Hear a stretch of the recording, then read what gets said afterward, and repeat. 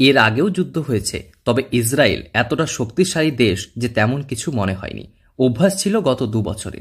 তবে নিজেদের আবাসনের পাশে মিসাইল এসে পড়ায় এবং যুদ্ধ প্রায় 13 দিন স্থায়ী হওয়াতে ভয়ের পরিস্থিতি তৈরি হয়। সেই আঁচ গড়ায় বাড়ি পর্যন্ত। যুদ্ধক্ষেত্র থেকে ছেলে যাতে বাড়ি ফিরে আসে সে বিষয়ে বেশ উৎকণ্ঠায় ছিল গোটা পরিবার। তবে এবার যুদ্ধ পরিস্থিতি থেকে ভারতীয় দূতাবাসের সহযোগিতায় এবং কেন্দ্রীয় মন্ত্রকের সাহায্যে সুস্থ অবস্থায় বাড়ি ফিরলেন ইসরায়েলে গবেষণা করতে যাওয়া এক মেধাবী পড়ুয়া। যুদ্ধ হওয়ার কথা ছিল, আমরা যেদিন ওটা জানতে পারি তখন প্রায় রাত্রি 2টোর মতো। আমরা ভাবিনি যে কিছু হবে, কেননা আমরা ইসরায়েলে যখন থাকি আমাদের ওটার একটা অভ্যেস আছে যে কোনো সময় মিসাইল আসে, আর ওটা সেরকম বড় কোনো একটা জিনিস না। কিন্তু পরের দিন সকালে যখন দেখলাম যে এক্সট্রিম অ্যালার্টে আমাদের যে অ্যালার্মগুলো, যে অ্যাপটা আছে সেটা বাজতে শুরু করেছে, তখন আমরা শেল্টারে গেলাম এবং আমরা বুঝলাম যে কোনো একটা বড় কিছু শুরু হয়েছে। তো এর আগেও ইরান একবার অ্যাটাক করেছিল, কিন্তু সেটা বাস 2 ঘন্টার ছিল।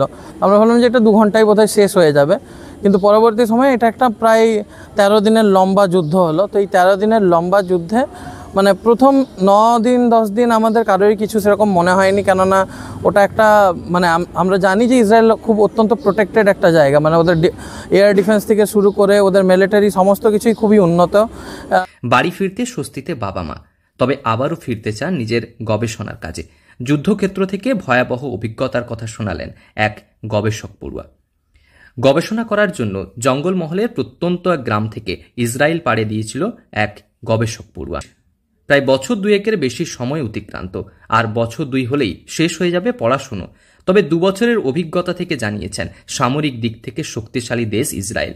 যে কোনো মুহূর্তে মিসাইল হানা কিংবা বোমাগুলি চলতে থাকে। তবে এই যুদ্ধ এতদিন স্থায়ী হয়। স্বাভাবিকভাবেই নিরাপদ আশ্রয়ে বাংকারে কাটাতে হয়েছে বেশ কয়েকটা দিন। তবে এমন যুদ্ধ পরিস্থিতি থেকে বাড়ি ফিরেছে পশ্চিম মেদিনীপুরের জঙ্গলমহলের শালবনির ভাউদি এলাকার বাসিন্দা গবেষক পড়ুয়া অনিরুদ্ধ বেরা। কেন আমরা যারা ইসরায়েলে থাকি সেই শর্তে আমাদের মনে হয় যে এটা ঠিক আছে, কেননা ওদের ওটা জীবনের একটা নিত্য নৈমিত্তিক অংশ। আমি এরকম এই 13 দিনের যুদ্ধেও লোককে বিচে ফুটবল খেলতে দেখেছি, আমি লোককে পার্টি করতে দেখেছি। তো ওটা ওদের জন্য কমন। তো ওদের সঙ্গে থাকতে থাকতে আমার জন্য ওটা কমন হলেও বাকিদের জন্য হয়তো এটা কমন হবে না। যে জায়গাটায় ওই শেল্টার বলতে আপনার একটা বহুতল বিল্ডিং, তার তলায় আপনাকে দৌড়ে যেতে হতো। 1 ফ্লোর, হ্যাঁ, বেসমেন্টে 1 ফ্লোর নিচে আপনার একটা ডাবল লেয়ারের একটা ডবল ওয়ালের একটা আপনার ঘর করা থাকতো। তাতে আপনার ডাবল দরজা থাকতো এবং খুব শক্ত লোহার, এবং প্রায় আপনি বাইরের কোনো আওয়াজ সেরকম শুনতে পাবেন না। ভেন্টিলেশন থাকতো, আজ যেরকম ধরুন ওয়াশরুম টওয়াশরুম যেগুলো কাজের জিনিস সেগুলো থাকতো, এবং এয়ার পিউরিফায়ারও থাকতো। তো যাতে আপনার কোনো বাই চান্স যদি কেমিক্যাল অ্যাটাকও হয় তো তারা ওখানে ওটার জন্য প্রিপেয়ার্ড আছে। যুদ্ধ বিধ্বস্ত ইসরায়েল থেকে বাড়ি ফিরে দেখা করেন বিদ্যালয়ের শিক্ষকদের সঙ্গে। শোনালেন ভয়ঙ্কর অভিজ্ঞতার কথা। প্রসঙ্গত, ভাউদি হাইস্কুল থেকে মাধ্যমিকে 90% নম্বর পেয়ে মাধ্যমিক পাশ করে অনিরুদ্ধ। 2022 সালে নভেম্বর মাসে তেল আভিভ বিশ্ববিদ্যালয়ে ক্যান্সার বায়োফিজিক্স নিয়ে গবেষণা করছেন তিনি। ভয়াবহ যুদ্ধ পরিস্থিতির মধ্যে ভারত সরকারের তৎপরতায় তিনি দেশে ফিরেছেন। বাড়ির একমাত্র ছেলে অনিরুদ্ধ। পড়াশোনার কারণে গত 2 বছরের বেশি সময় বাইরে। একমাত্র ছেলে বাড়ি ফিরে আসায় খুশি বাবা মা। পরিবারে এখন খুশির আবহ। তবে এই পরিস্থিতি স্বাভাবিক হলে আবারও ফিরতে চান নিজের কাজে। এইভাবে যখন যুদ্ধটা শুরু হয়, প্রথম দিন, একেবারে প্রথম দিন সকালবেলায় আমি জাস্ট এমনি নিত্যদিনের মতো একটু টিভি পরে দেখি, চা ফা খাওয়ার পরে দেখি। তারপরে হঠাৎ কল করলো, কী ব্যাপার এত সকালে কেন কল? না তুমি কি কিছু দেখোনি? আমি না, আরে দেখিনি।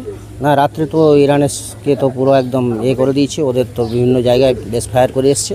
আর না, দেখিনি। তারপরে দেখা শুরু করলাম, হ্যাঁ যুদ্ধ একটা হয়েছে। এবং এই যে প্রাথমিক যে প্রতিক্রিয়াটা, সেটা মনে হলো যে এর আগের পূর্ব অভিজ্ঞতা থেকে বলছি, যেটা 22 সালের যে অভিজ্ঞতা, এটা কিছু নয় ওদের কাছে। এটা আমারও মনে হয়েছিল, কিন্তু প্রাথমিক ক্ষেত্রে। পরবর্তীকালে যখন ঘটনাক্রমটা সামনের দিকে আরও এলো, তখন মনে হচ্ছে যে না, জিনিসটা কিন্তু ঠিক জায়গায় যাচ্ছে না। বারবার এবার নিজেদের উৎকণ্ঠা বাড়ছে। স্বাভাবিকভাবে এই গবেষক পড়ুয়ার মুখে লোমহর্ষক কাহিনী বেশ গায়ে কাঁটা দিয়ে ওঠে। পশ্চিম মেদিনীপুর থেকে রঞ্জন চন্দের রিপোর্ট, লোকাল 18 বাংলা।